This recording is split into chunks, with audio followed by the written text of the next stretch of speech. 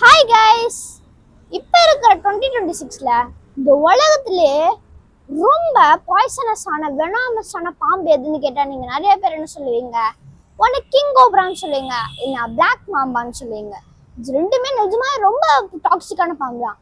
ஆனால் இதோட படி ரொம்ப அதிகமான டாக்ஸிக் இருக்கிற பாம்பும் இருக்குது.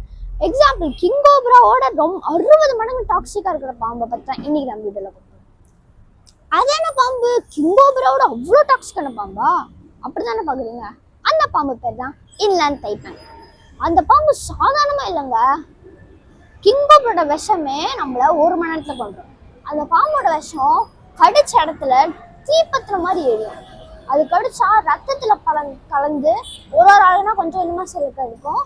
அது கடிச்ச அரை மணி நேரத்துல நம்ம வந்து வாமிட்டிங் தான் வரும்.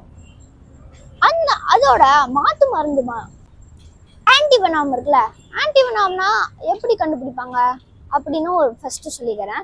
ஆன்டிவெனாம் எப்படி கண்டுபிடிப்பாங்கன்னா, இப்போ வந்து ஏதாச்சும் ஒரு இன்செக்ட், இப்போ வந்து பாம்புன்னு எடுத்துக்கோங்க. கிங் கோப்ராவோட ஆன்டிவெனாம் கண்டுபிடிக்கணும்னா அதுக்கு கிங் கோப்ராவை பிடிச்சி கிங் கோப்ராவோட வெனாம் இருக்குல்ல அதை அதுக்கிட்டேருந்து கலெக்ட் பண்ணி அதுக்கப்புறம் தான் அதோட ஆன்டிவெனாம் கண்டுபிடிப்பாங்க. அந்த மாதிரி இன்லேண்ட் டைப்பனோட ஆன்டிவெனாம் 1950 வரைக்கும் கண்டே பிடிக்கவில்லை.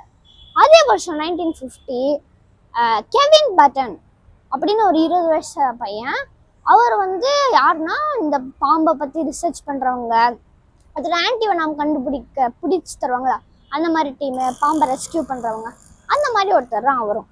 அவர் இந்த இன்லேண்ட் டைப்பனோட பாம்போட அந்த ஆன்டிவெனாம் கண்டுபிடிக்கிறதுக்காக, அந்த பாம்பை பிடிக்கிறதுக்காக ஆஸ்திரேலியாவில் இருக்கிற குயின்ஸ்லாண்ட் வந்து ஆஸ்திரேலியாவோட நார்த் ஈஸ்ட்ல இருக்கும்.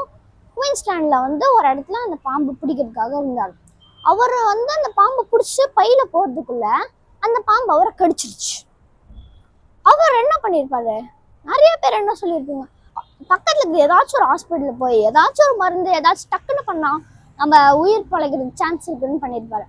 ஆனால் அவர் ஒரு வேன்காரர் ஒரு லாரி நிப்பாட்டி அந்த பாம்பு ஒரு பையில கட்டி, அது லெஃப்ட் ஹேண்ட்ல கடிச்சிச்சு, ரைட் ஹேண்ட்ல பிடிச்சி அதை உள்ள போட்டு அதை கட்டி ஒரு லாரி ஆர்கிட்ட பத்திரமா போய் சயின்டிஸ்ட் கிட்ட, அங்கே சில மைல்ஸ் தள்ளி சயின்டிஸ்ட் லேப் இருக்கு, அவங்க கிட்ட ஆன்டிவெனாம் கொடுத்துருங்க, பத்திரமா கொடுங்கன்னு சொல்லிட்டு அங்கேருந்து பல கிலோமீட்டர் ஓடி அங்கேருந்து ஒரு ஹாஸ்பிட்டலில் போய் அட்மிட் ஆயிருக்காரு.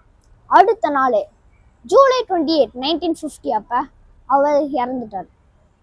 அவர் கொடுத்த பாம்பை, அந்த இன்லேண்ட் டைப்பனோட பாம்பை, அந்த விஷத்தை வச்சு அது ஆன்டிவெனாம் 1955 கண்டுபிடிச்சாங்க. எவ்வளோ பெரிய வீர சாகசம்ல! இவரை மாதிரி நம்ம எப்பவுமே நம்பிக்கையா இருக்கணும். தேங்க்யூ ஃபார் வாட்சிங்.